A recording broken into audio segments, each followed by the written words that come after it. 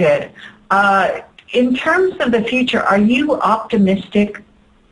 I guess you could say I'm both pessimistic and optimistic. Okay, well that makes sense. What I see of mankind, I'm not at all happy with what's, most of mankind. Most of mankind is just a bunch of greedy, I don't want to use the terms that I'd like to. Okay. According to the galaxy being, when we go through what you're calling the event horizon, only about 1 million of us survive. So at that point, we're going to be 7.5 billion, he says. Okay, that would be, you're talking about the end of this year then? No, I'm talking in 20s. 2020. Somewhere up around there. Okay, interesting. Okay, do we have a caller on the line? Yeah, I'm here. Can you hear me? Hi, yeah, sure, go right ahead. Hey, what's interesting is tonight at the same time, Duncan Cameron was giving a lecture in New York, and I didn't know he was still around. He was. I watched it on a live stream. He was playing some piece of music, but he played it 7 times, and each time it sounded different. Do you know anything about that? What that's about? No, I don't. And someone asked him about you, and he said you were cloned. Are you cloned? I don't know. Yeah. I don't know. How would you know? I guess you wouldn't know, huh? I don't know how you would know. Okay. Okay, caller, did you have any other call? Anything else to ask, or should we go to the next caller? Go to the next caller. That's fine. All right. Thank you very much. So, do we have another caller on the line? I'm not sure because I don't. 732. All right. So 732, you're on the air with Preston Nichols and Kerry Cassidy. Hi, Kerry and Preston. This is Sharon from New Jersey. Preston, can you tell me, was Project Pegasus running at the same time as the Montauk chair? I really don't know. Did they bring those participants in Project Pegasus over to Montauk to use your chair there? I don't know. Yeah, I don't know much about Project Pegasus. That's a project that basically Andy Bashago is talking about. It's not something that Preston was involved in. They did the same thing, right, Kerry? Didn't they do time traveling? Well, that's the assertion, but again, 2 different projects, people that weren't involved in both, if you understand. Okay. But thank you for the question. Okay, bye. Thanks for the call. Okay. Do we have another caller on the line? 804, it looks like. Hi, Kerry. Hi, Preston. This is Catherine. How are you? Oh, I'm fine. I was listening. I just started listening, so I think you're further along, so I hope I'm not asking a question that someone else asked. But my question, I just listened to the question about the clone, and I was told that there, people that I met, one person in particular I met was a clone. Whether you believe it or not, some things made me think it could be true. And I'm just curious, like if you have a clone of yourself, if someone hurts that clone, do you have pain? If you die, do you just go directly into the clone? How does that work? And how does the, how does the clone get animated? Is it sort of, in a vegetative state? Cloning is essentially an old art at this point. What? An old, right. Uh-huh. Yeah, it's an older thing. They've been doing cloning for years. Mm-hmm. Many human beings have been cloned. Right. They say, all the political figures have been. Mm-hmm. And whether I'm cloned, I really don't know. I mean, I think a lot of us could have been, and if people were doing time travel, they could have cloned people, had a clone standing by in case, the spirit doesn't make it back, or if they have them do, out-of-body stuff, which is real dangerous. They could, like, even kill the person and then just have the clone standing by for them to come back into. It's highly possible.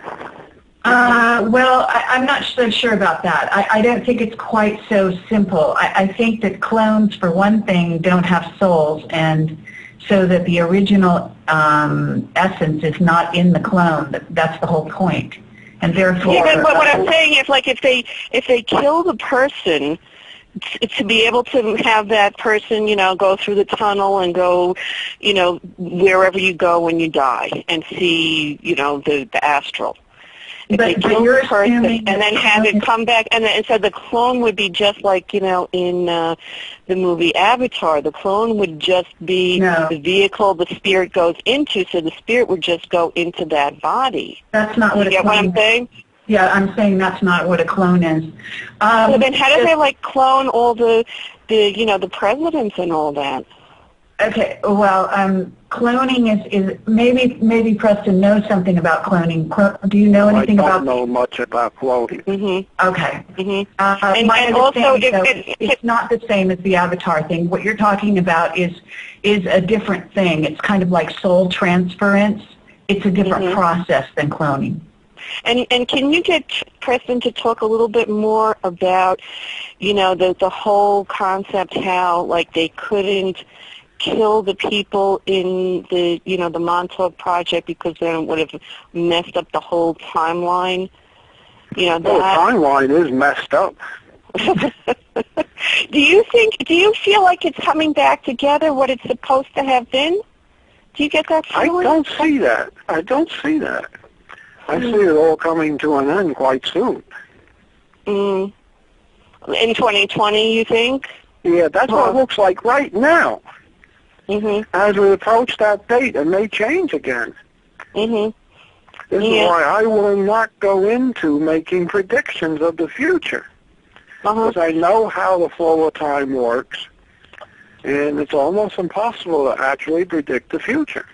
Yeah, and it's almost like, do you notice how things seem to be going a certain way, and then it's like all of a sudden it shifts, and then all of a sudden another shifts, and it just seems like you can't even plan a day anymore, because everything just changes.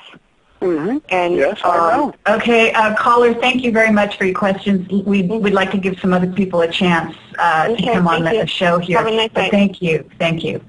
Next caller is. I'm actually not sure which. I see several people. 734. 734. Okay, 734. You are on the air. Hi. This is Jason from Ann Arbor. I was interested to get your interpretation of the timeline issue. A lot of the witnesses on here have talked about there being two timelines right now, primary timelines, and one is kind of a disaster timeline, and the other one is more positive. I don't know how positive, but more positive.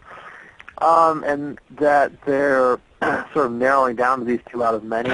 And yet in the future, or the futures that you see, there seem to be many more timelines than that. And with these time travelers, it seems that they're coming back to maybe make sure their timeline survives or something.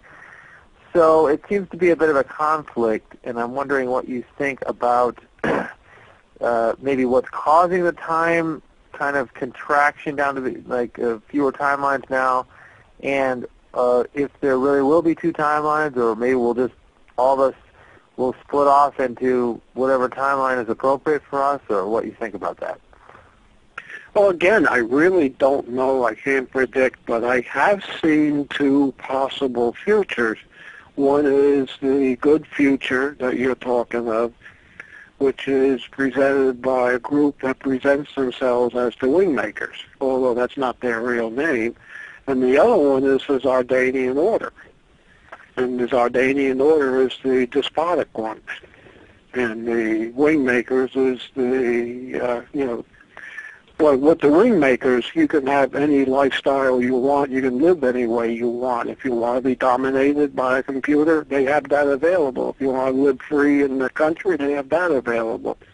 but from what I can find out from the Sardinian order, talking with representatives of them, the population in the Sardinian order is totally implanted and totally controlled by a very small group of despots, or what appears to be despots to me. Okay. Caller, did that answer your question?